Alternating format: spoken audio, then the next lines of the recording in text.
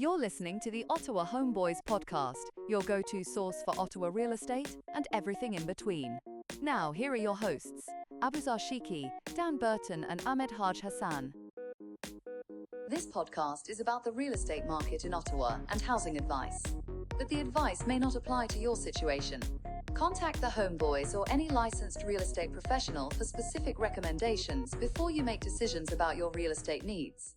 Welcome to another episode of Ottawa Homeboyz. I'm Abuzar Shiki. I got my man Dan Burton. Nice to be here. And special guest, our home girl, Sara Khalil. Welcome. In this episode, we'll be talking about all about new builds because Sara has a very she's very experienced with the new build homes, new agent to right at home, and we're going to talk about how new builds are, and then get into the unknowns. Awesome. Welcome. Yeah. Thank you. Thanks for having me. Absolutely. And we'll talk about our week then, just to see how. And you're welcome to chip into Sarah.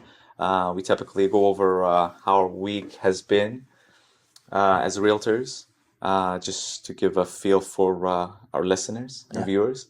And then we'll get into the detail of what the episode is about. And Awesome. What's happening with you, Dan? So everything's good, Abuzar. Nice to be here.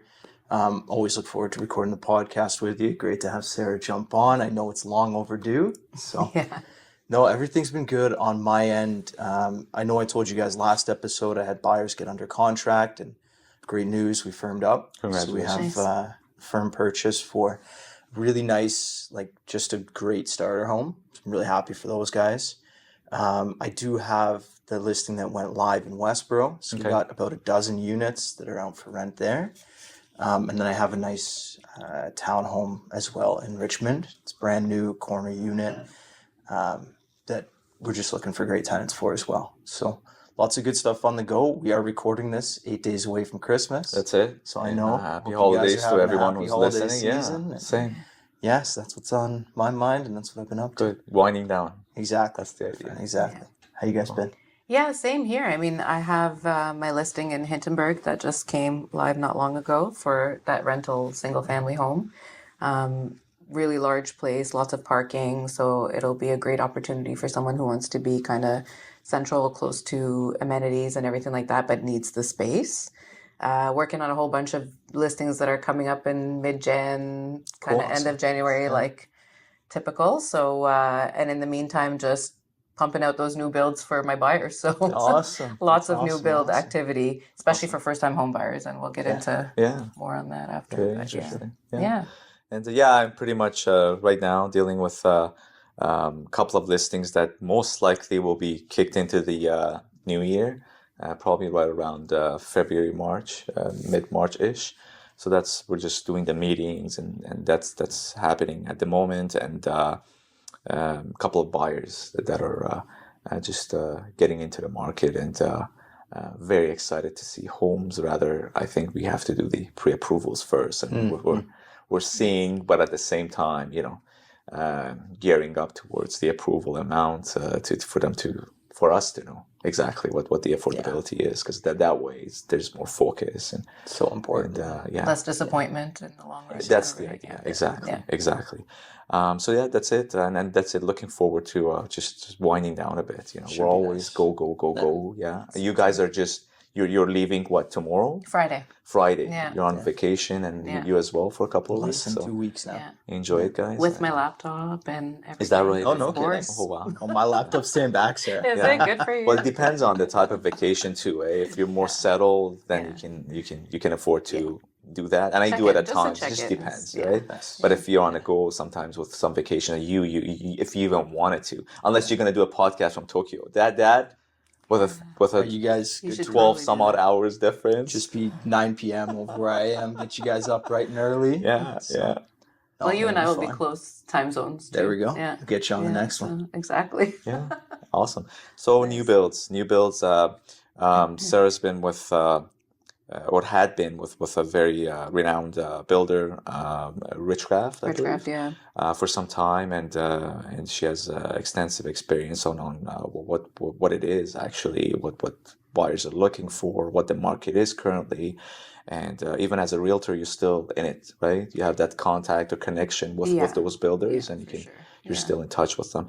So just start about how the market is right now, right? Because it's just a bit of uncertainty. It seems the mood going around. What's going on with the builds right now? Yeah. Definitely. So sorry. Yeah. No. Yeah. So for new builds, there's definite activity with the first-time buyers, clearly because of the HST rebate that got introduced. So I don't know if you've already discussed it on your podcast before. Go over it. Yeah. So basically, in older times, like just when people were buying new homes, you would walk in and you'd see the price sheet at the builder's office, right? And that always included HST, but it included it subject on your rebate. And what that meant was like, as a typical buyer, you would go in, the builder would pay the HST on your behalf to CRA.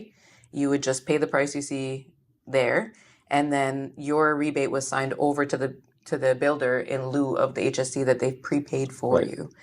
Now, the government recently introduced this to kind of make housing more affordable for first-time homebuyers, where first-time homebuyers, they only get to do this once, and they are not required to pay HST at all. So now that rebate that was normally getting signed over to the builder shouldn't be, because there's no HST payable. Yeah.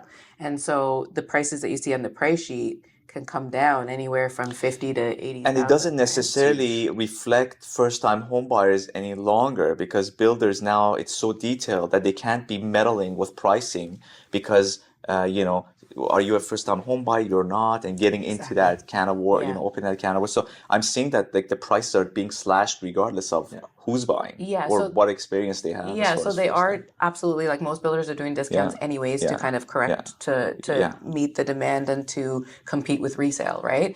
But also, so I went out to lunch with the sales manager of one of the other prominent builders recently, and I spoke to another one so I spoke to somebody from multiple builders, and they were saying that the way that it's being done is different. So basically, everybody's entitled, obviously, as a first-time homebuyer to that HST rebate. It just depends. Some builders are taking it right off the price at the beginning, but then you have to be careful because it'll say first-time homebuyer price or not. Oh, interesting. Yeah, or some builders are taking it off on the statement of adjustments, like a week before the closing at the lawyer's office. It will be adjusted just like all the other adjustments, which makes the most sense.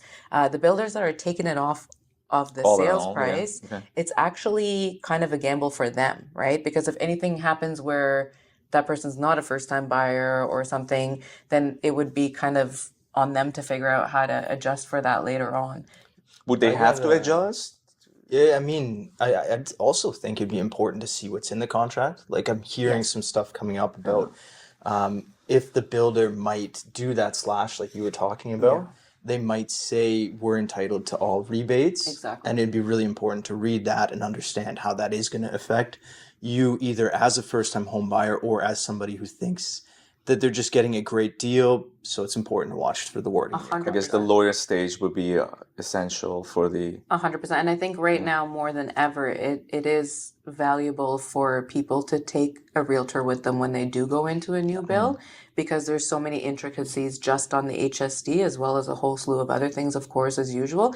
But this specifically, although we're not obviously lawyers and they should always consult their lawyers, it's so important to review the documents as much as you can, ask the right questions. If they don't know what questions to ask the lawyer, then that's an issue, right? Really interesting point that I've heard on this topic as well is like your lawyer can tell you if the document looks good and if the clauses are written correctly. That's it. Your realtor is going to say, is this in your best interest or not?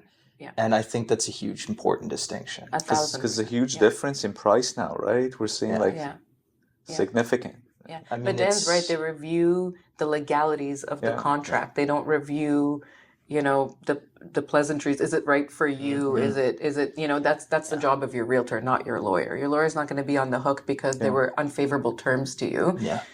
They're only on the hook if they don't explain the legalities of the contract, which you still may not understand in terms of what that means to you or how it applies to you, right? I would almost say it'd be really cool to take a step back and see, like, I know we kind of jumped into it with chatting new builds. I'd love to hear more about like your background. If you want to even just give us an introduction about what you're doing nowadays. We know you're with Right at Home. We've had Yeah. the pleasure of having you in the office you. for the last little Yeah. while. How did you get into Resale. builder, and how did you get into resale? And did you work for a few different companies with the builder? Like, For sure, love yeah, to I'll hear more definitely get about into that. that. Before that, I just want to do one last point on that. Is so it's very important to check how each builder is doing and not doing the HSD. So I had a recent client that bought from Cardell Homes, for example, and Cardell has just removed the HSD from their purchase price and then added on based on whether you're a first-time home buyer or not at the first what they call, like, they're called addendums or whatever to the agreement where you go and do your design center stuff. And so it's very important because they could sign and then they believe wrongfully. I mean, I'm sure the Yeah, staff explained there, but that, hey, this is Cardell not. was like this before as well. Yeah. Like I used to take buyers in, and then it was the attractive pricing, and then the HSD would come in, or the taxes, and then Yeah. like the sweats. I literally, with one buyer, I could see like the sweats building up on his forehead Oh no. because what he Yeah. thought was completely different than what he could actually, get the home for, and it's just 100%. like, Yeah. what a So just be disappointment that wary was. what So you're, ask yeah. all the right questions, Yeah. right? Because I was reviewing the contract and I saw, oh, this is not inclusive of HSD. And I said to him, did you know that? And he said, oh, I didn't know that. But then he realized that he did know what the final price was going to be. She was very transparent. She was a great salesperson, nothing against her. But she gave him the final price instead of trying to explain that whole thing. And so imagine, like, his shock when because he's, oh, did I get a discount? Wait, what's going on, Yeah. right? So it's a little So bit. the advertised price essentially The advertised price isn't. yeah. I mean, it is inclusive of the HSD if it's not a first time. So it's a whole thing. So It is you just have to complicated. review. And I mean, that's one major difference between new homes and resale. I find is like the paperwork, man. Like working at a builder. I mean, my contracts were 48, 52, 53 pages. Yeah. The paperwork in resale is like, it's kind of a joke for me, right? Like I'm like, oh, this is great. Like this is easy to do. So it's a big difference in terms of like the size of the paperwork. So yeah, and the intricacies, like these are agreements that have been written by some of the top best lawyers in Ottawa, and they're typically to protect the builders. Right? Absolutely. So for sure. it's just so knowing that, understanding a major difference too between buying resale and buying new is buying new. You have to know your rights under the Terrion guidelines. What are being included in that warranty? How is it being included? What things you're covered for? What happens in the case of certain things like delays and things like that? Because a builder could delay you or could ask you to mutually move your date, for example. There's a difference in terms of your rights on those things, right? If you agree to move your date, mutually agree and sign an amendment, is different than them sending you an actual delay through Terrion, for example. So there's different kind of things that are really, really important to know. But yeah, so going back to my experience and all that. So I spent my entire career with the builder with Richcraft. I was over 15 years with them. And I do think that obviously it helped me in my career in resale and in general, just because a ton of experience, right? A ton of different times too. Like I started, I'm going to age myself now, but I started like around, 2010, 2009, 2010. I started in 2009 as an assistant, and then 2010 when I was finished university full time. And I have seen all the ebbs and flows of the market since then, right? So it was like right after a recession. And then I saw the madness of COVID that like that's a whole other episode. Oh, for sure. Yeah. The lineups and the sleeping outside and the fights breaking out in front of our office and, like just wild, and the panic buying and the money coming in from Toronto and people just calling and sending wires for God knows what and offering bribes. Like it was just wild. But you didn't take any. Of course not. I would never. Especially because You don't see the gold chain around her. Yeah, especially because the bribes weren't good enough. If they were, it would have been good. No, I'm kidding. There's No, no. I would never. There's no bribe that's ever good enough. No, I would never. But yeah, it was just the madness of the panic buying and this and that, and then it really all coming to a halt, right? And everyone just being like, "Whoa!" The uncertainty. What comes next? What happens now? and all that. And I chose to make the move probably in one of the most uncertain times. And it's funny because I've told Dan before, we've talked about this many times, but I actually got licensed back in, well, I didn't go through the full licensing process, but I started getting my license back with AREA in 2015. And I Okay. did all the courses and everything. And it was back when like commercial real estate was still like in class. So I was at the Orem facility here doing my testing and met a lot of great people and everything. Went through the whole process, and then towards the end found out that I can't actually register because it's the conflict of interest working for the builder. Okay. And so I was Big forced decision. to, exactly. So at the time I was like, do I not, do I? But, I mean, Richcraft was always great to me, and I was doing well, and I kept getting promoted, and I thought, is it really the time to do that? And whatever. So I ended up sticking with it and staying. And so I had to redo the whole Humber course this Wow, you time went through around. It Humber. even changed. It even changed. Changed fully. Basically, the Yeah. the licensing. So. Yeah, licensing changed. I had to do it online. I did it while I was on maternity leave, so I did it with an infant as well, which was tough, but it was totally worth it. And honestly, I think I picked the best brokerage out there. You guys are amazing. Everyone here has been amazing. They've made me feel right at home, Nice. That's it. That's the Nice. That's the name. Subtle plug. Yeah.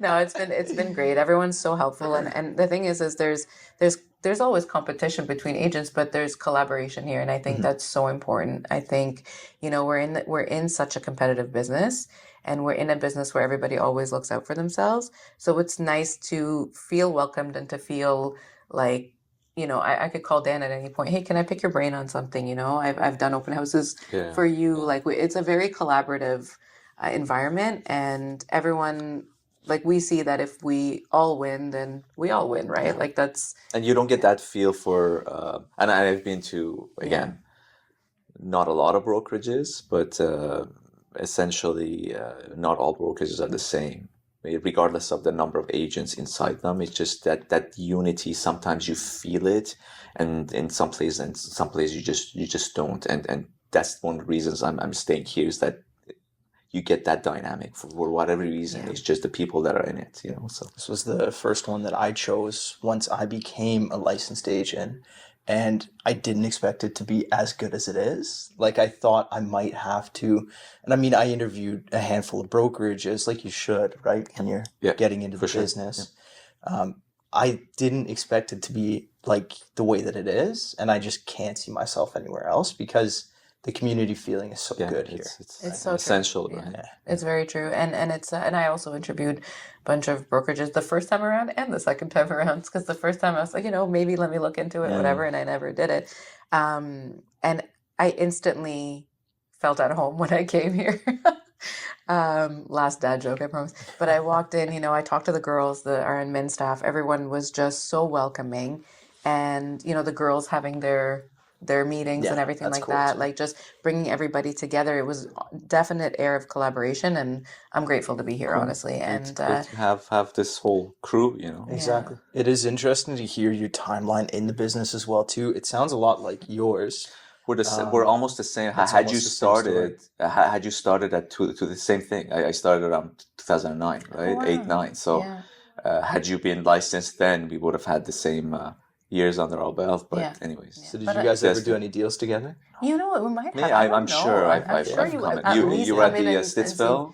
I was everywhere, and that's another great thing about. I'll be honest, like, for me, I feel my transition into resale was a lot smoother than for most people. We talk about that a lot, right? And I think I'm grateful because I obviously had like a point of starting, right? Like I've networked and met so many people. I have so many past homeowners, This will take you a long way. Like, even in this business, it doesn't matter. And you've done deals right now, several new builds, right? Right? So, for sure. So that connection you've made over the years, it goes a long way. 100%. Even, to be honest, like, I have a couple of clients right now that are looking at some commercial properties. I'm working with a developer and a few things. And the fact that, when he sent me over his floor plans and things like that, I am so comfortable with plans because at the end of my career with Richcraft, I did a lot of like semi-custom homes in Canada Lakes in the Beaver Pond area.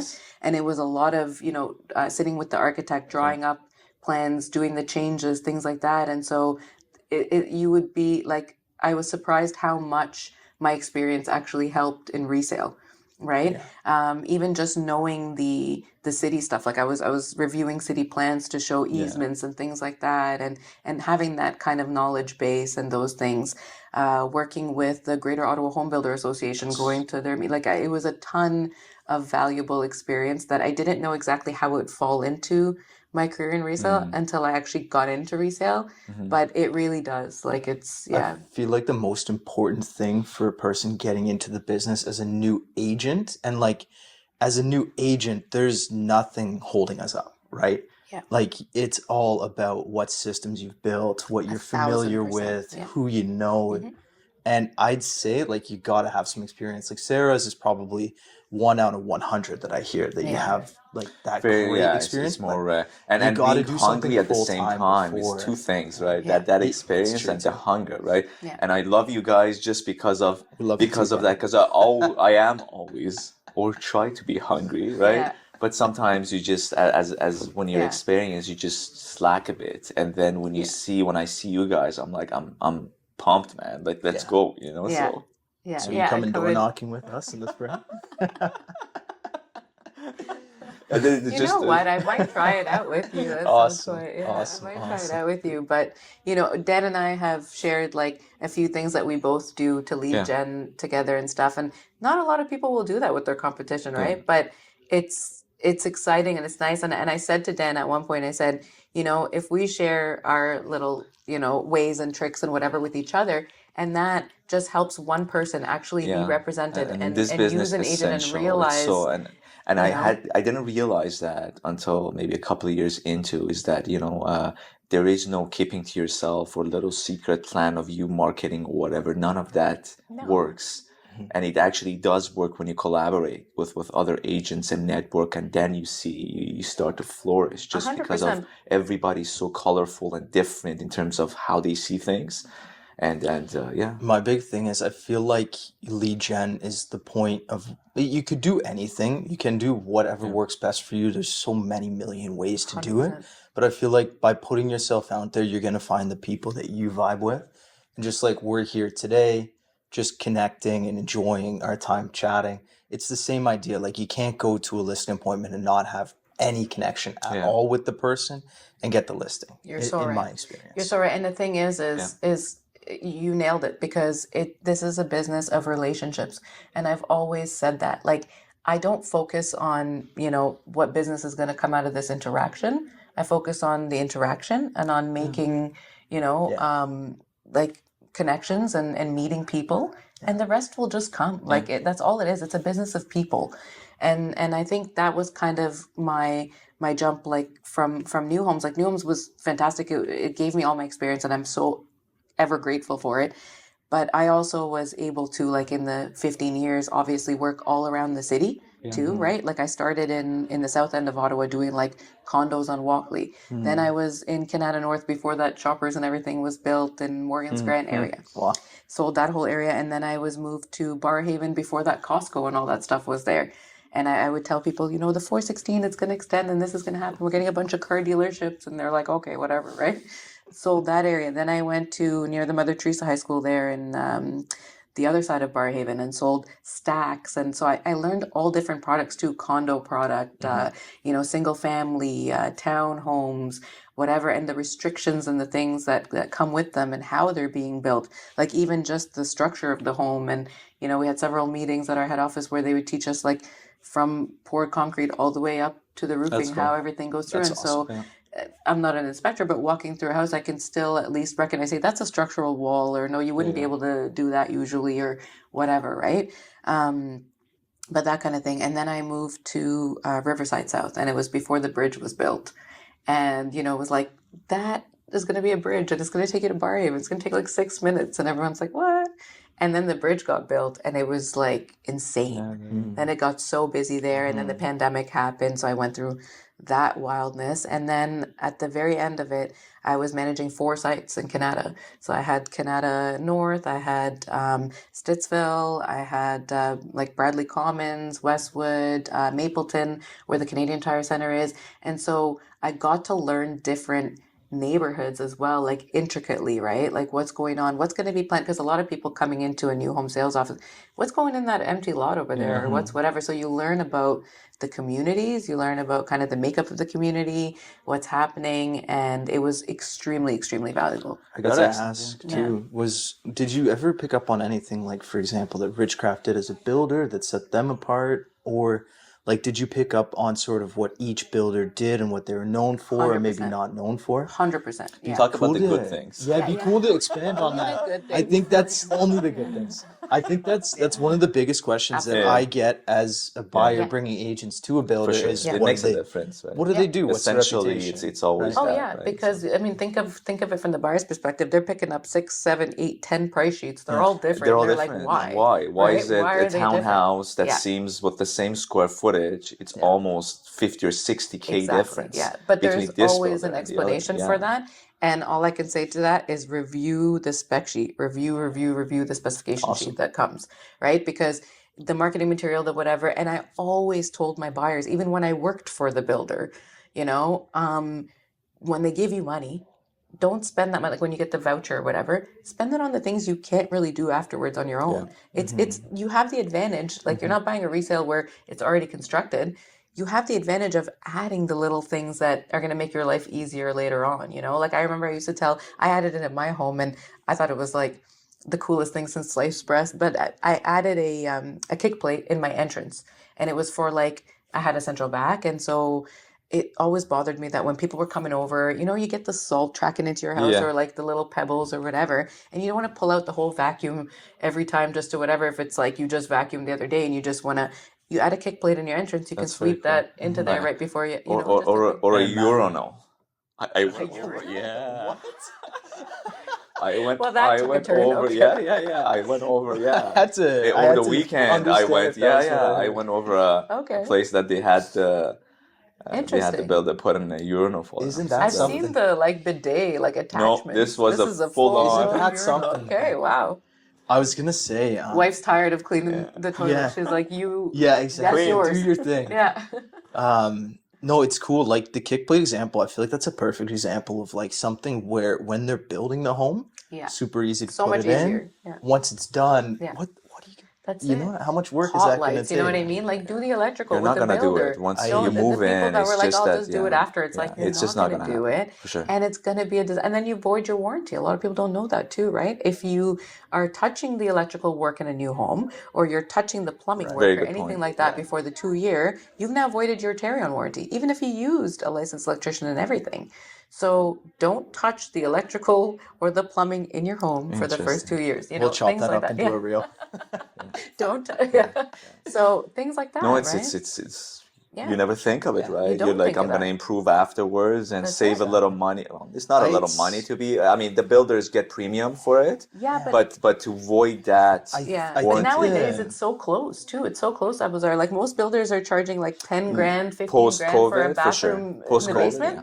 Do it with the builder, Yeah. okay? Like just do it. I think the thing is that people are seeing that sheet of upgrades and it's long always, right? It's like 100%. I could do one of Yeah. 100 or 200 different things. It's exhausting too. And it's at the like, same okay, time. if I spend 500 here, 200 here, 1,000 there, what does it add up to? But absolutely, there are some that are Yeah. worth it and others that maybe you could do on your own Absolutely. So afterwards. take your realtor and they'll negotiate a little bit extra for you, hopefully, and then you can bridge the gap. But the things that you can do afterwards, those are the things that you shouldn't spend as much money on. Like when I built those like semi-custom homes in Canada Lakes, even a lot of people were spending the bulk of the money on the structural changes. You're not going to go, you can't, you literally can't. You know what I mean? Some of them we were doing like 10-foot ceilings on the main floor or 8-foot doors upstairs, 9-foot ceilings. Like you're pouring the foundation differently at that point. You can't do that, 9-foot basement, whatever. So those are the things you want to spend the money on when you go to a builder. There are so many upgrades that could cost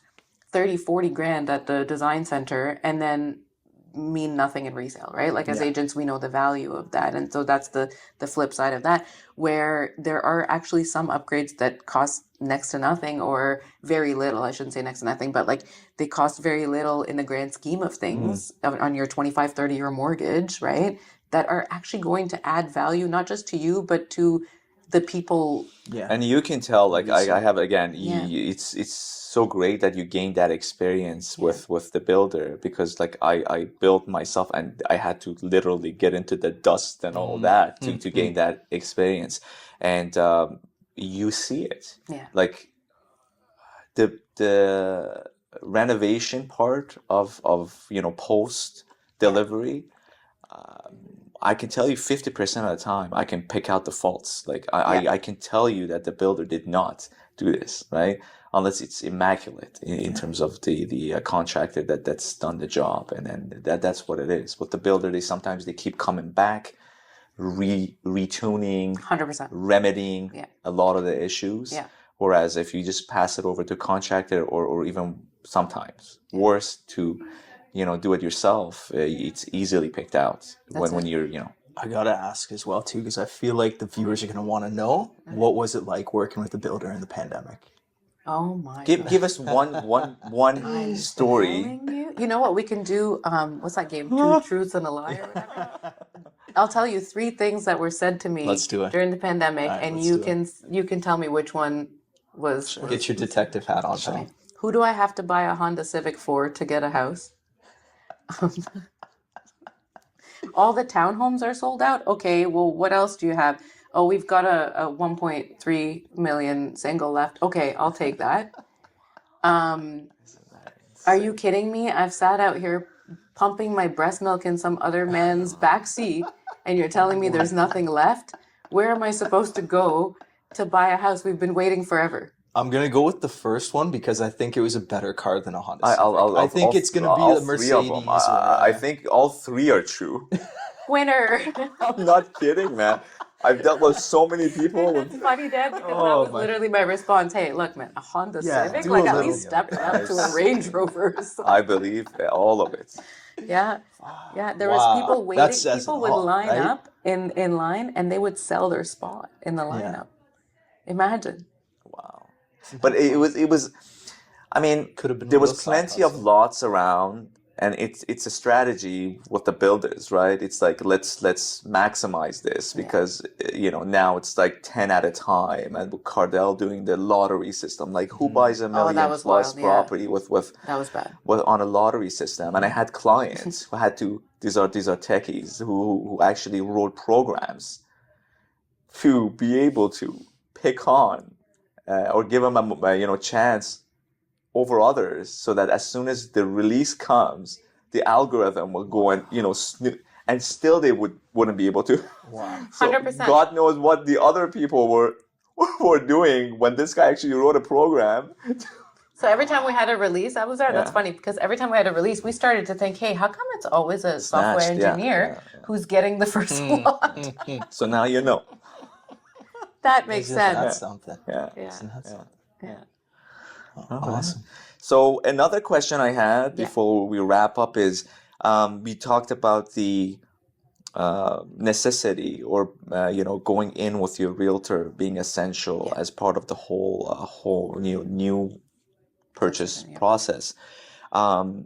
Some may see this as maybe a disadvantage, thinking that maybe they'll get some sort of a bonus or a magical incentive if they're to approach the builder directly. Again, being in the back end of things, whether it is or it isn't, it's nice for people to know. It's not true. It's 100% not true. It's never been true. I used to get that question all the time. Well, what if I come without my realtor? Can you do anything extra? We can't do anything extra. We were never able to do anything extra because there's a budget for realtors. There's a budget for realtors that was always set out for realtors, and I'm sure it was the same way with other builders, right? But you're not going to gain anything from not going with your realtor. The only thing is you're unrepresented, right? Because the staff for the builder, at the end of the day, they work for the builder. So even if there were things sometimes that I wanted to say to that customer, I couldn't. Like, at the end of the day, it's a job. You work for the builder, right? And so to have your best interest protected, absolutely use an agent. Okay. Also, even better if it's one of the 3 of us. Even better if it's one of us. Yeah, sure. absolutely. And one last question. I had a buyer ask me whether it's a possibility for you to find from a builder if they're actually, blasting near the site. So I mean, I probably know the answer, but it was I was curious because I had that complaint before where You mean blasting bedrock, right? That's right. Yeah. Correct. Whereas we bought something a couple of years old. It was a resale. Rather, the builder was just blasting away, and my guy calls me. He's like, "My house is shaking." Yeah. So, is that something that the builders able to disclose, or will they? It doesn't make sense. I think they but will. yeah. I think they will if you ask. I mean, because they have every right to, Yeah. right? At the end of the day, they're not going to stop construction. But the so extent, but the extent of it, you know what I mean? Like, I don't think they're going to say, "Hey, we're going to do this many, Yeah. blasts or this or but that." that was an interesting question. That was you always get the first. I'm assuming it was in but- Canada, eh? No, this was actually in the Navan area. So Oh, we were okay. looking at Yeah. the south. There's a lot of concern merging about into radon Orleans, gas and blasting of Yeah. bedrock and all that stuff, kind of like out that way and anywhere that there is bedrock. Yeah, we should do an episode on Yeah. radon gas. Yeah. And, No, that's great. Because Yeah. it's a huge concern as well at times with some of these Something that's new definitely builds. not talked Yeah. about enough. If the for builder sure. is transparent, you can definitely, ask. In terms of radon gas, just quickly, like you can get a meter that from Yeah. Home Depot. Yeah. It's, you know what I mean? It costs less than that because a lot of people at the time were like, should I put in? So a lot of builders actually provide the roughing so that you can do Yeah. the radon system. Nice. The radon system is expensive and most of the time unnecessary. Yeah. Right? So get the meter, put it in your basement, check first before you do anything else. There's no need to. Yeah, and Throw the baby from out my with the understanding, it's bathwater. got to be a couple of rainy days for it to pick for up it to really- exactly the content. And it pumps it back out into the air immediately around the home. So it's like, you know what I mean? Like at the end of the day, it's kind of a futile effort. But I will give a couple more tips if you want quickly before we wrap up for Let's the do it. builder thing. Love to hear it. But not all because you have to call us. No, for the the warranty thing for sure, a huge one. You don't want to do any kind of electrical work or that kind of thing before. I always also tell my buyers when they're buying new, do not so the builder will give you an inspector, right, that you'll do a walkthrough with before the closing at the PDI, the pre-delivery. You're welcome to bring your own inspector at that point. They can't stop you, but you'd have to pay that inspector a typical inspection fee. I don't recommend it because, as you guys know, when a home is freshly built, they can't see anything. It still has to go through a season of shifting, right, of summer, winter. The settlements and Exactly, everything. the settlement and whatever. So I would always tell my clients, wait till right before the 1 year is up because most of those things are still covered, in the first year, and then hire an inspector at that point because the house has gone through winter, summer, done all the shifting it needs to do, settled, and this is kind of where you're going to see if there's anything. At the very beginning, total waste of money because there's it's just freshly built. There's no way to see kind of damages. And then the other thing I was just thinking of recently is we talked about design center upgrades and not spending, on things like whatever, but a lot of builders will provide an electrical walkthrough, like they call it a frame walk. And it's when the house is at framing and your electrical is done, but they won't provide it. A lot of them won't provide it unless you ask for it. So it's not a courtesy that they extend to everybody just because of staffing. You have to know about it to be able to. You have to ask just because of staffing, right? They wouldn't have the manpower to do that for every single house. Some builders do, but a lot of them don't unless it's by request.